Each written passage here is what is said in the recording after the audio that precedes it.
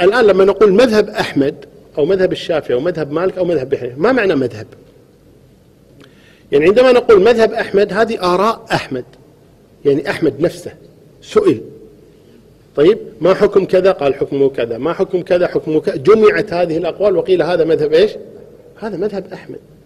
مذهب الشافعي في كتابه الأم ومختصر المزني سئل الإمام الشافعي عن مسائل وكذا وكذا وضعت، قال هذا مذهب إيش؟ آراؤه هو. مالك نفس الشيء، عنده تلاميذه سألوه في مسائل رحمه الله تبارك وتكلمه في مسائل في الموطأ فجمعت هذه وقيل هذا مذهب إيش؟ مالك. أبو حنيفة نفس الشيء، تلاميذه سألوه عن بعض الأمور وكذا وأخذوا فتاواه وجمعوه قالوا هذا مذهب أبي حنيفة. جعفر ما عنده، لا عنده تلاميذ ولا عنده مذهب ولا سئل عن شيء، كل الذي عندهم أحاديث مروية عن جعفر وهي مكذوبة على جعفر أصلا، لكن لو فرضنا على فرض أن هذه الأحاديث ثابتة عن جعفر، هذه رواية وليس مذهبا، يعني هو راوي أحاديث، روى أحاديث عن النبي صلى الله عليه وسلم. مثل الآن لما نأخذ أحاديث أبي هريرة مثلا نجمعها نقول هذا مذهب أبي هريرة، لا، هذه روايات أبي هريرة وليس مذهب لأبي هريرة، وما تكلم بشيء ينقل عن الرسول صلى الله عليه وسلم. جعفر كذلك رحمه الله تعالى، إن قلنا بصحة هذه وهي لا تصح، لكن إن قلنا لا تصح هذه روايات، هو يروي روايات فهي ليست مذهبا ولا أقوالا له ولا شرح ولا فصل ولا سئل عن مسألة وأجاب فيها كذا وأجاب فيها كذا، وإنما هي روايات يقولون، فلا يصح أن يقال بعد ذلك أن هذا إيش؟ مذهب جعفر.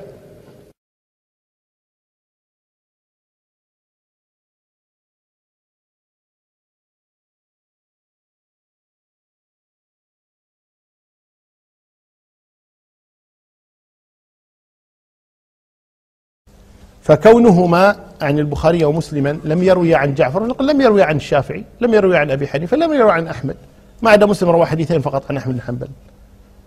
فهذا ليس تنقيصا لجعفر، ولكن جعفرا رحمه الله تبارك وتعالى لم يكن متصدرا للحديث للرواية، لم يكن متصدر لرواية الحديث، والرواية إنما تكون للمتصدرين للرواية. جعفر كان متصدرا للفقه كالشافعي كأبي حنيفة، كانوا متصدرين للفقه، يعني يحدثون الناس يشرحون لهم أحاديث النبي صلى الله عليه وسلم، الأحكام، التفسير وما شابه ذلك من الأمور. فلم يكن جعفر محدثا رضي الله عنه، لم يكن متصدرا لهذا الأمر، لذلك لم يروي عن جعفر.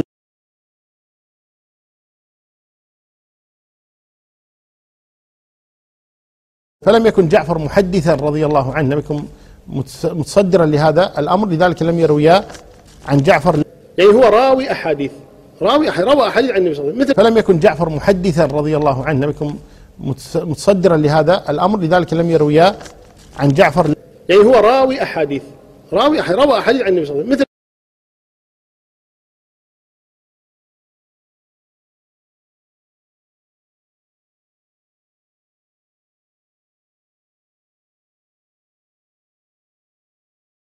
جعفر كان متصدرا للفقه كالشافعي كأبي حنيفة، كانوا متصدرين للفقه، يعني يحدثون الناس يشرحون لهم أحاديث النبي صلى الله عليه وسلم، الأحكام، التفسير وما شابه ذلك من الأمور. جعفر ما عنده، لا عنده تلاميذ ولا عنده مذهب ولا سئل عن شيء ولا أقوالا له ولا شرح ولا فصل ولا سئل عن مسألة وأجاب فيها كذا وأجاب فيها كذا. جعفر كان متصدرا للفقه كالشافعي كأبي حنيفة، كانوا متصدرين للفقه، يعني يحدثون الناس يشرحون لهم أحاديث النبي صلى الله عليه وسلم، الأحكام، التفسير وما شابه ذلك من الأمور. جعفر ما عنده، لا عنده تلاميذ ولا عنده مذهب ولا سئل عن شيء ولا أقوالا له ولا شرح ولا فصل ولا سئل عن مسألة وأجاب فيها كذا وأجاب فيها كذا.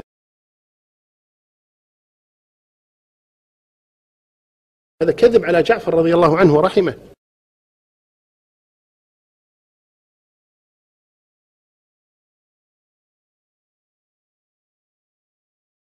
وذاك هذا ضحك على الناس وكذب عليهم، وهذا الكلام لا شك أنه باطل جملة وتفصيلا.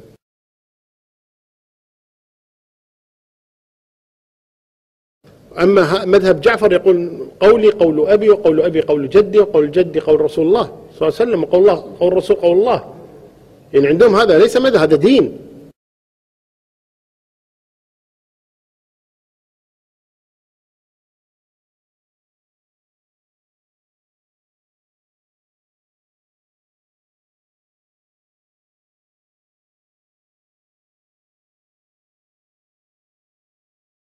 تركت فيكم الثقلين، كتاب الله وعترتي أي أهل بيتي.